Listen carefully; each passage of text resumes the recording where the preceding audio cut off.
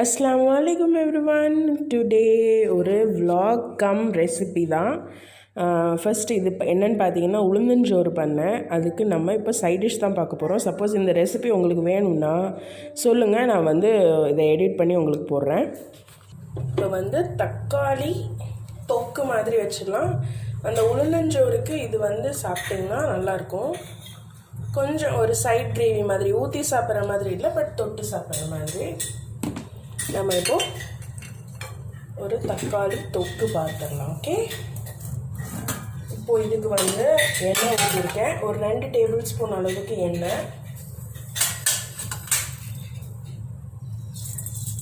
கொஞ்சம் தடவை போட்டுக்கோங்க.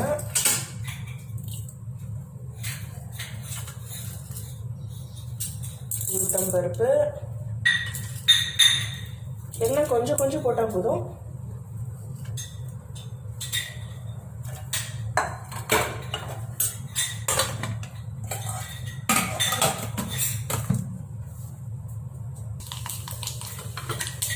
கடுகு நல்லா பொரிஞ்சதுக்கப்புறம் ஒரு 1/4 ஸ்பூன் வந்து சோம்பு போட்டு டக்குன்னு வெங்காயம் சேர்த்துருங்க.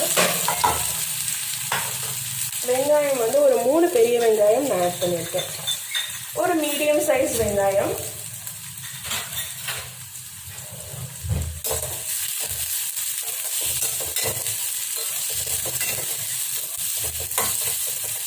இது வந்து நல்லா வதங்கட்டும். கொஞ்சம் கருவேப்பிலை.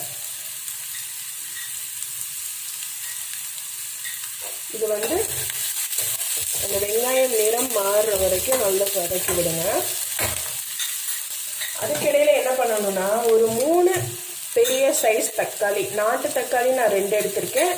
ஒரே ஒரு பெங்களூர் தக்காளி எடுத்திருக்கேன். அதை வந்து நல்லா வேக வச்சுருங்க. வேக வச்சு தொளி உரித்து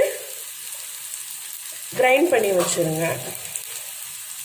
இந்த வெங்காயம் நல்லா வதங்கினதுக்கப்புறம் நம்ம மசாலா பொடியெலாம் ஆட் பண்ணிவிட்டு அந்த தக்காளி பேஸ்ட்டை வந்து ஊற்ற போகிறோம். வெங்காயம் நல்லா வதங்க ஆரம்பிச்சிச்சு. இன்னும் லைட்டாக வதங்கணும். வதங்கினதுக்கப்புறம் நம்ம மசாலா வந்து சேர்த்துடலாம். அதுக்கிடையில் இந்த குட்டியை பாருங்கள் என்ன பண்ணுறாங்க. ஓய், என்ன பண்ணுறீங்க?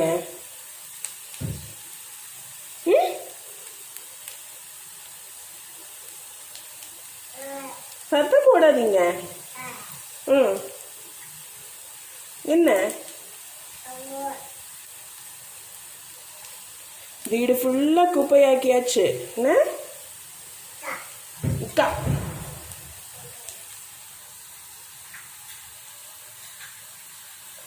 வெங்காயம் இப்போ வதங்கிடுச்சு. இப்போ வந்து நம்ம மஞ்சத்தூள், அப்புறம் வந்து காரத்துக்கு நம்ம காரம் அதில் சேர்க்கல உளுந்தஞ்சோறில். ஸோ காரம் வந்து இதில் கொஞ்சம் எக்ஸ்ட்ரா போட்டுக்கோங்க. அப்புறம் மல்லித்தூள் வந்து ஒரு 1/2 ஸ்பூன்.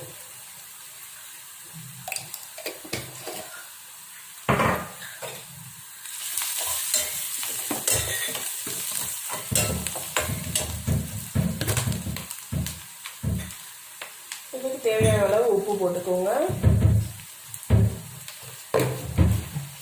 சவுண்டு போடாதீங்க பாப்பா, குட்டிமா. இப்போ பாருங்க, தக்காளி அரைச்சி வச்சுருக்கேன். அதை வந்து சேர்க்கலாம்.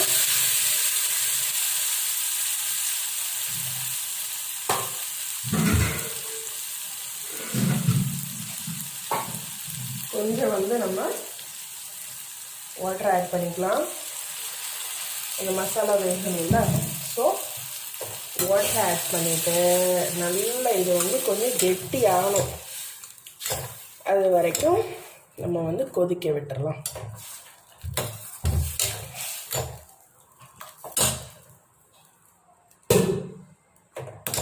உப்பு காரம் எல்லாமே இந்த ஸ்டேஜில் பார்த்துக்கோங்க. சப்போஸ் பத்தலைன்னா கொஞ்சம் போட்டுக்கோங்க.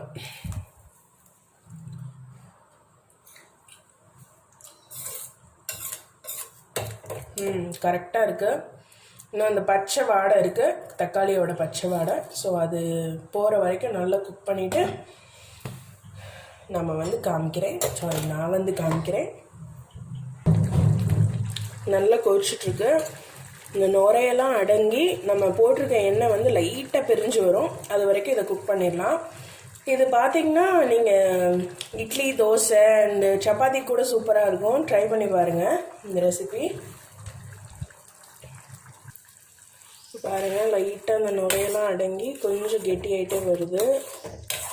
இன்னும் லைட்டாக நம்ம வந்து இந்த ஆனியன்லாம் தெரிகிற வரைக்கும் நல்லா கொஞ்சம் கெட்டி பண்ணிடலாம். இன்னும் லைட்டாக வத்துச்சுன்னா கரெக்டாக இருக்கும்.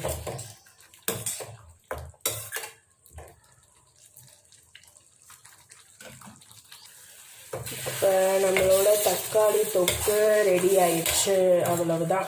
இப்போ ஆஃப் பண்ணிவிட்டு உளுந்தஞ்சோரோட சர்வ் பண்ணிங்கன்னா சூப்பராக இருக்கும்.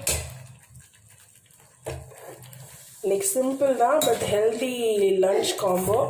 கண்டிப்பாக இந்த ரெசிபி வந்து ட்ரை பண்ணி பாருங்கள். என்ன வேணும்? என்ன வேணும்?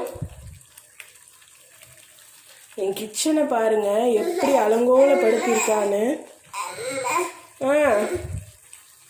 நான் இதே மாதிரி ஒரு இன்ட்ரெஸ்டிங் ரெசிபியோட நெக்ஸ்ட் vlogல நான் மீட் பண்ணுறேன். பாய் பாய் பொந்தலும்.